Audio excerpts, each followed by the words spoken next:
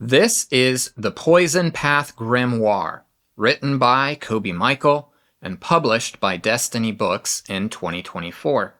It is a sequel, if you want to call it that, to The Poison Path Herbal, which I've got over here, and you can learn about in another video. Now, maybe we should just call this the second book in Coby Michael's Poison Path series.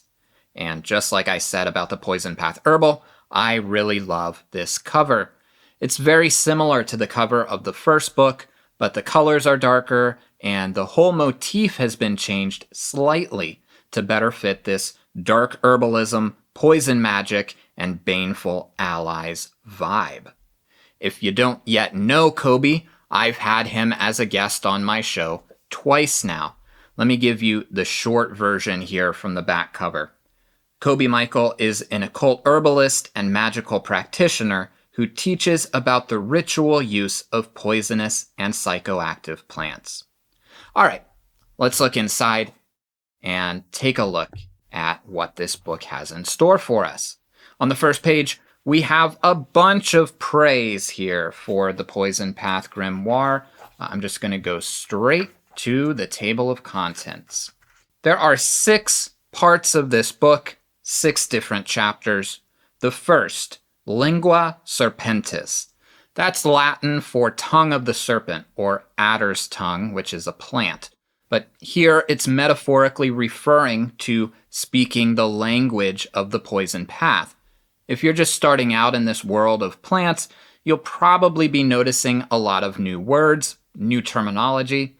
Actually, sometimes it's really old terminology. And this chapter kind of gives you a primer on all of that.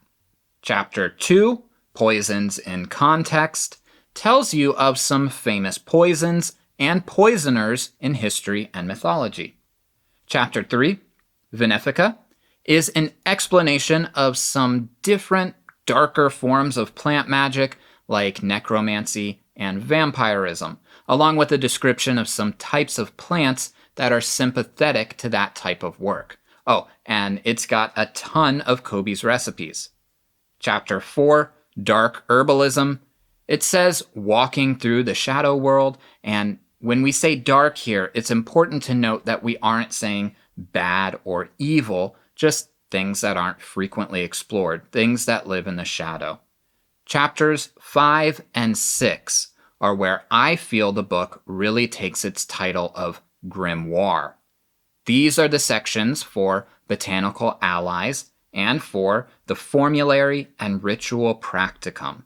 As an added bonus, one of these sections also contains some of Coby's personal journal entries, so you can see a first-hand account of what it's like to work with some of these plants. There's lots of recipes in here, as well as sections dedicated to specific plants.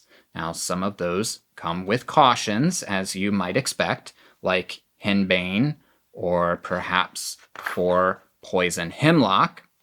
You've got your psychedelics in here. Here's a section for amanita. And there's also some things that you might not have expected to find in this book. Things like cacao, calamus root, and lemon balm. And that's just a short sampling of what's in these chapters. If you read the whole book, you will obviously discover much, much more. And of course, there is a section on everyone's favorite topic, flying ointments. But not just how to make flying ointment, how to use it within the context of a ritual practice. And that's really, really valuable information. So, if you are looking to start your Poison Path journey, I think I'd probably recommend picking up the Poison Path Herbal first. But if you're continuing that journey, this book is something you'll definitely want to read. Here's the drop test. Lots of good information in here. The Poison Path series has proudly earned a spot on my shelf.